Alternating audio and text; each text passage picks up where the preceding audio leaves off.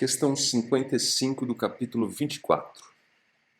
Então, na figura abaixo, uma partícula carregada, ou um elétron ou um próton, está se movimentando para a direita entre duas placas paralelas que estão carregadas, separadas por uma distância de 2 milímetros. Então, estão muito próximas as placas uma das outras. O potencial da placa V1, então vamos tomar nota aqui, é igual a menos 70 volts. E o potencial da placa V2 é igual a menos 50 volts. Ou seja, o que a gente tem aqui é que o potencial V2 é maior do que V1. A partícula partiu da placa da esquerda com uma velocidade inicial de 90 km por segundo, mas sua velocidade está diminuindo.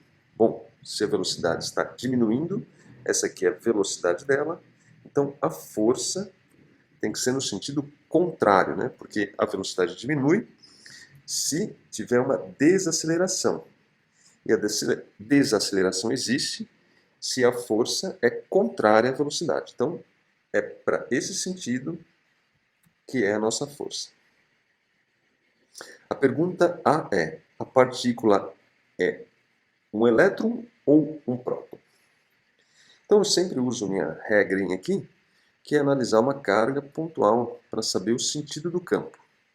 Lembre-se que a força é no sentido do campo se a carga for positiva e contrária ao campo se a carga é negativa. Então, se eu tenho uma carga aqui, ela produz aqui um certo potencial a uma certa distância, que eu vou chamar aqui de VA, e um certo potencial aqui outro a uma certa distância, VB. Como a carga é positiva, o campo é saindo da carga, né, na direção radial. Se eu me atentar à expressão do potencial,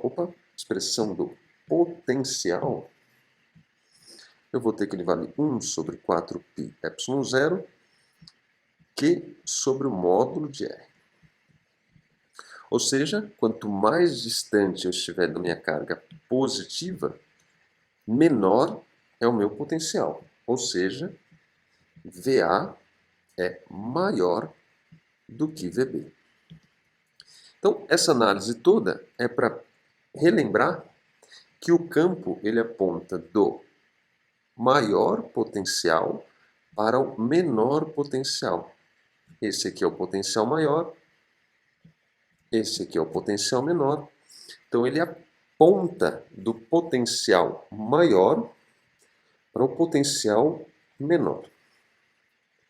Nesse sentido, agora voltando para o nosso problema, sendo V2 maior do que V1, a gente então sabe que o campo elétrico aponta nessa direção. Bem, se a minha força é nessa direção aqui, então veja que se nós tivermos o campo aplicando para cá, é como se eu tivesse aqui cargas positivas aqui, né? E aqui cargas negativas. Potencial do positivo, o campo do positivo para o negativo. Se eu tenho, então, como se eu tivesse cargas positivas aqui, se essa força é uma força para a esquerda, então essa força é uma força de repulsão desse lado aqui. Logo, essa carga aqui é uma carga positiva, ou seja, a carga é um próton. Se ela fosse um elétron, ela estaria acelerando, porque esse potencial maior aqui, que pode ser imaginado como se fosse uma placa positiva, estaria atraindo essa carga. Mas no caso, ela está apontando para a esquerda, logo a carga, a partícula, é um próton.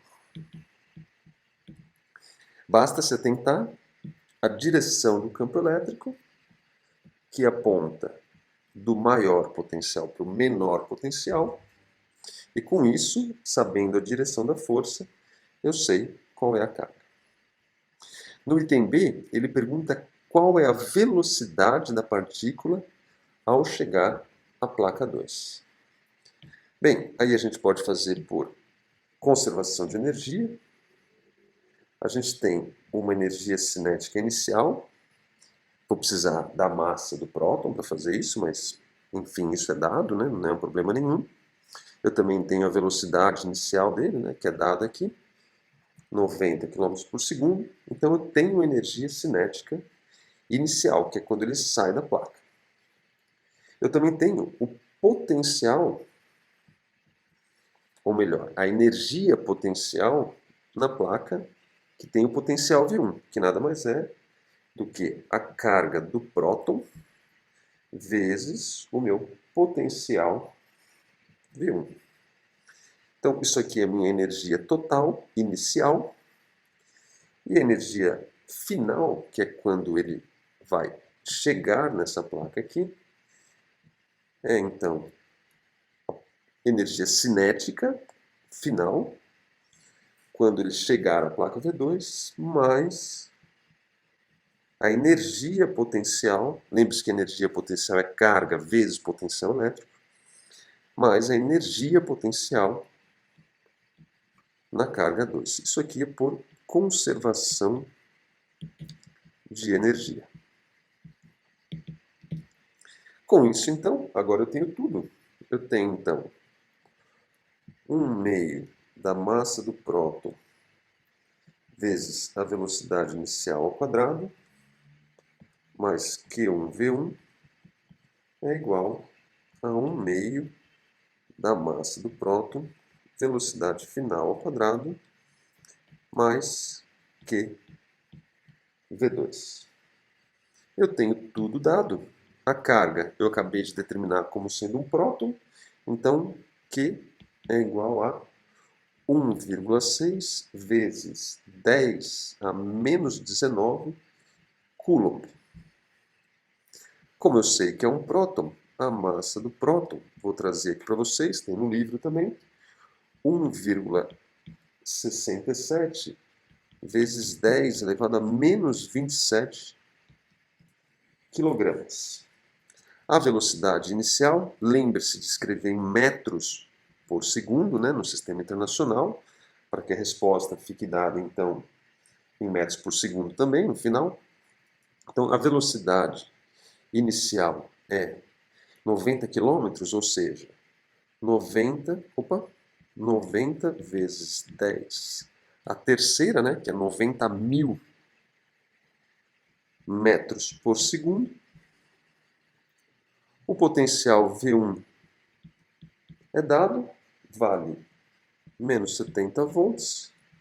O potencial V2 é dado, é igual a menos 50 volts.